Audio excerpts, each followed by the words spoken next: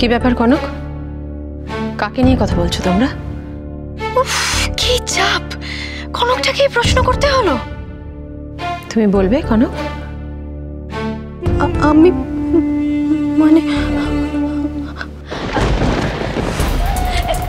এত করার কি হয়েছে কনক?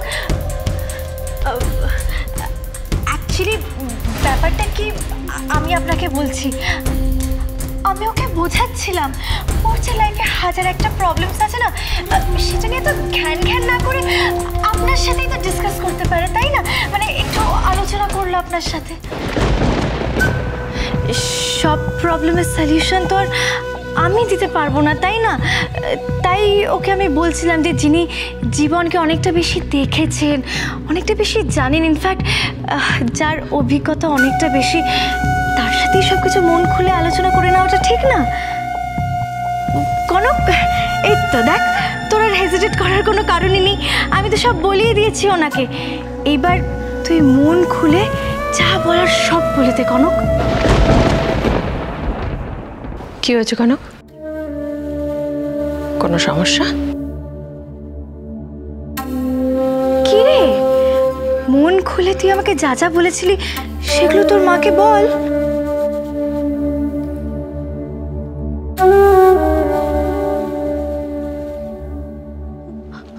আমার কোনো সমস্যা নেই মা, আমি ভালো আছি, ঠিক আছে।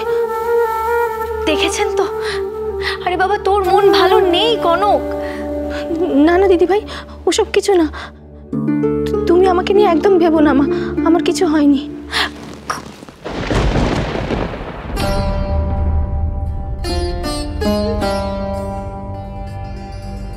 কি ব্যাপার কনক? ঝিলমিল এসব কথা বলছে কেন? দিদি ভাইয়ের মনে হয়েছে আমি ভালো নেই। দিদি ভাই আমাকে নিয়ে খুব চিন্তা করে, তাই। এই কনক, এইটাই তোর প্রবলেম। তুই কেন চেপে যাচ্ছিস বলতো? মা, আমার কিছু হলে আমি বলতাম না বলো? এভাবে মনের কথা চেপে রাখতে নেই কনক। এখনই তো সুযোগ, আমি আছি, উনি আছেন। আচ্ছা ঠিক আছে, সেরকম হলে না হয় আমি চলে যাচ্ছি, কিন্তু তুই তোর মনের কথাটা বল বাবা। কথাগুলো সব শুনছো বলেই আমার মনে হচ্ছে বাকি কথাগুলো তোমার ক্লিয়ারলি জানা উচিত। শুনছি বলেই বলছো নাকি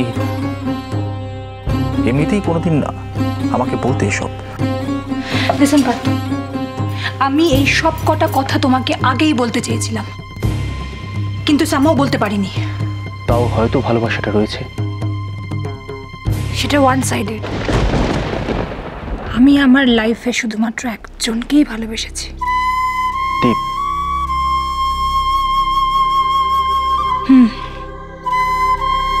দীপক, আমার কলেজ ফ্রেন্ড।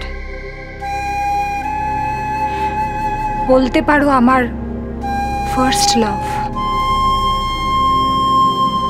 আমরা না দুজনে স্বপ্ন দেখতাম একসঙ্গে থাকার, সংসার করার। শ্রী,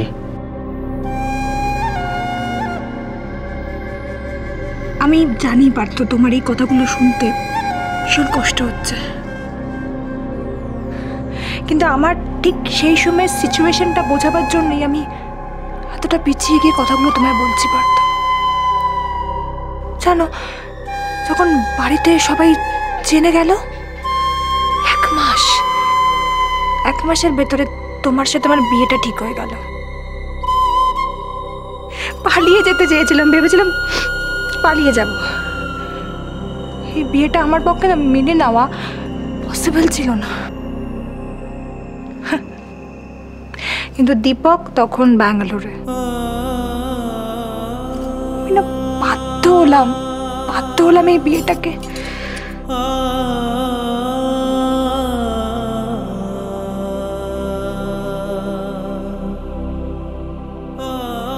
এই বিয়েটা করতে হয়, আর তাই বিয়ের পর থেকে শুধুই তুমি আমাকে সহ্য করে গেছো শ্রী, ভালোবাসতে পারোনি।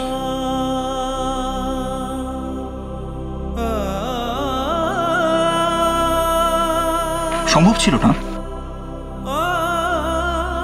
কিন্তু জানো শ্রী, আমি আমি তোমাকে বিয়ে করেছিলাম, তোমাকে আমার আমার আমার ভালো লেগেছিল, কিন্তু কাজের চাপে হয়তো হয়তো আমি আমি তোমার প্রতি ঠিকভাবে দায়িত্ব পালন করতে পারিনি। কোথাও একটা খামতি থেকে গেছে।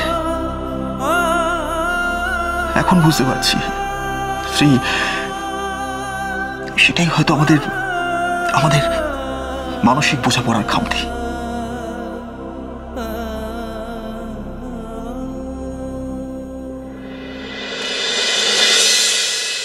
তুমি যখন জানো তখন তুমিও তো বলতে পারো ঝিলমিল। না না মা, দিদিভাই নিজের মতো করে একটা ধারণা হ্যাঁ, কিন্তু ধারণাটা বোধহয় ভুল নয় কনক। আসলে ওই হয়তো কখনো ওর কথাটা আপনাকে বলবে। আমার এভাবে জোর করে ওর হয়ে বলাটা ঠিক নয়। কনক কিছু একটা লুকোচ্ছে আমার কাছে, অথচ ঝিলমিল চাইছে যে সেটা আমি জানি। কি হতে পারে? সাত্তকীকে নিয়ে কিছু নয় তো?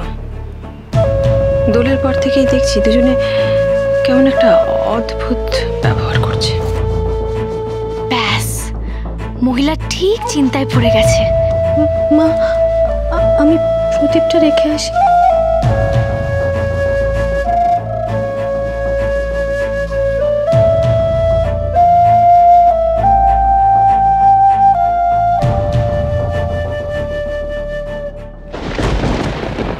এখনই কি হয়েছে? ভাবুন ভাবুন না, এ তো সবে শুরু। যত দূর ভাবতে পারেন ভেবে নিন। যান্ত্রিক সম্পর্কের মধ্যে বসবাস করতাম না আমরা দুজনে। আমি না শ্রী, আমি কোনোদিন চেষ্টাই করিনি তোমার ভালোবাসা পাওয়ার। কারণ কি বলতো, আমি ভাবতাম যে যা আমার তাকে আমি নতুন করে কি পাওয়ার চেষ্টা করব। ঠিক তাই, তুমি একদম ঠিক বলেছো পার্থ। তুমি আমাকে কোনোদিনও বোঝার চেষ্টাই করোনি। আর এতগুলো দিন পর না এই পুরো ব্যাপারটাই আমার কাছে, তাই জন্য বলছি পার্থ, এই সম্পর্কটা না একদিন না একদিন শেষ হতোই। আমি তোমাকে শুধু একটাই কথা বলতে চাই শ্রী, আজ কিন্তু আমাদের দুজনের মাঝখানে বৃষ্টি আছে।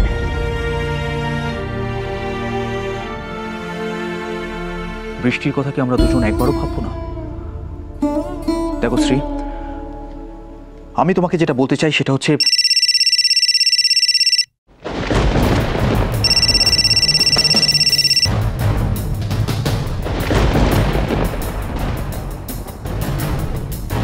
সব জেনে শুনেও আমি তোমাকে ভালোবাসি শ্রী।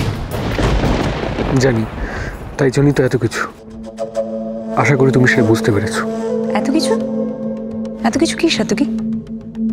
আদৌ কিছু করেছো আমার জন্য তুমি? তোমার জন্য না। তুমি বোধহয় ভুলে যাচ্ছ সাত্তকী।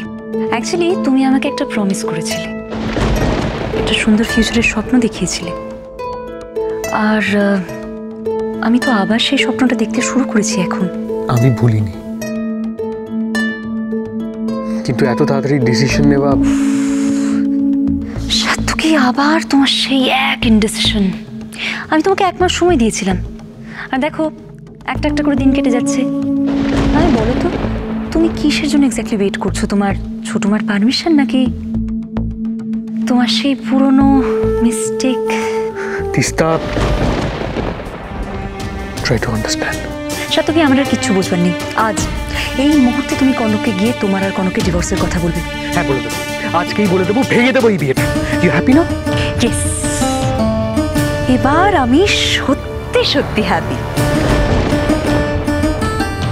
Hello hello,